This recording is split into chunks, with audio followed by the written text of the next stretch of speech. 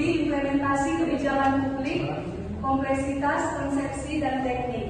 Sebelumnya, Ibu ingin bertanya kepada anak-anak sekalian, ada yang tahu bagaimana kompleksitas faktor sosial, ekonomi, dan politik mempengaruhi implementasi kebijakan publik? Ya, Bu. Kepada anak-anak Iwan, Ibu persilakan.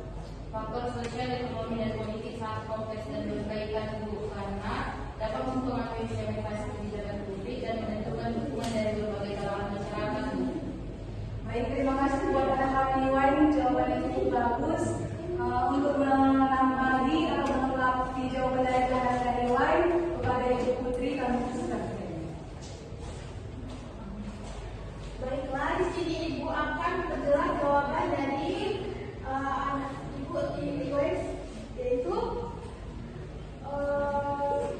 kompleksitas faktor sosial, ekonomi, dan politik mempengaruhi implementasi kebijakan publik dengan menciptakan tantangan dalam koordinasi antar pemangku kepentingan. Faktor sosial seperti budaya dan perilaku masyarakat bisa menghalangi adopsi kebijakan, sedangkan faktor ekonomi dapat membatasi sumber daya yang tersedia untuk mendukung kebijakan tersebut. Baik, terima kasih kepada Ibu Putri. Pertanyaan selanjutnya, yang kedua, apakah ada anak-anak yang tahu bagaimana perbedaan persepsi dan pemahaman antara pemangku kepentingan dalam suatu kebijakan publik? Saya Bu, Kepada anak-anak Ide, silakan. perbedaan persepsi antara pemangku kepentingan seringkali menimbulkan hambatan dalam implementasi kebijakan. Misalnya, pemerintah mungkin melihat kebijakan sebagai solusi yang tepat untuk masalah yang ada, sementara masyarakat ataupun kelompok tertentu bisa saja memiliki pemahaman ataupun kepentingan yang berbeda-beda yang mengarah pada penolakan atau kurangnya dukungan terhadap kebijakan tersebut. Ya. Baik, terima kasih buat anak-anak Ide, jawabannya cukup bagus. Berikan tepuk tangan kepada anak-anak Ibu Ide. Untuk menambahi atau melengkapi jawaban dari anak-anak Ide akan ditambahi oleh Ibu Putri dan oleh Ibu Putri. Nah, yang dijawab oleh Ide tadi sudah benar. Nah, pemerintahan mungkin melihat kebijakan sebagai solusi yang tepat untuk masalah yang ada. Sementara masyarakat atau kelompok tertentu bisa saja memiliki pemahaman atau kepentingan yang berbeda. Perbedaan pemahaman ini dapat menyebabkan konflik dan mempengaruhi tingkat keberhasilan kebijakan. Oleh karena itu, komunikasi yang jelas dan dialog terbuka antar pemangku kepentingan sangat penting untuk menjelaskan pemahaman dan tujuan kebijakan. Baik, terima kasih kepada Ibu Putri. Untuk pertanyaan terakhir, apakah ada yang tahu apa saja teknik yang dapat digunakan untuk memantau dan mengevaluasi efektivitas implementasi kebijakan publik? Kepada Nanda Terina, Ibu silakan.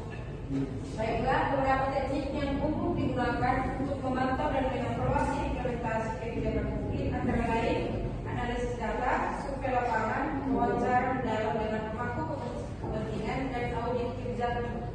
Baik, terima kasih buat anak-anak dari Febrina, jawabannya cukup bagus. Untuk Ibu Putri akan menambahi jawaban dari anak kami Febrina.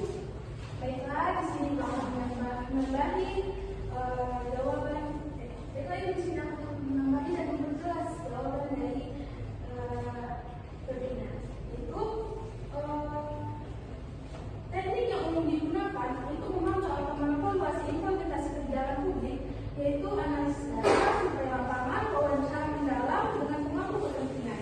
Selain itu, evaluasi berbasis hasil dan umpan balik dari masyarakat juga sangat penting untuk mengidentifikasi hambatan dalam implementasi, seperti kurangnya sumber daya atau ketidaksesuaian antara kebijakan dan kebutuhan masyarakat.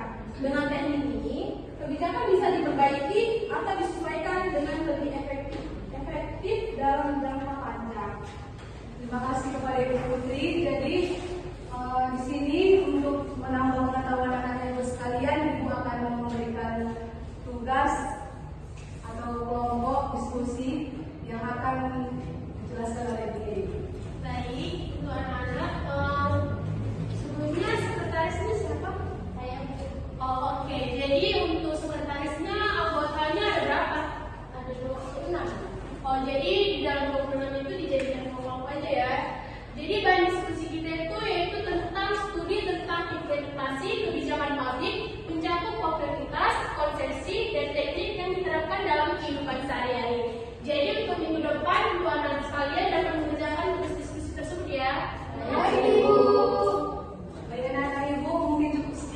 pembelajaran kita hari ini. Selamat siang. Siap.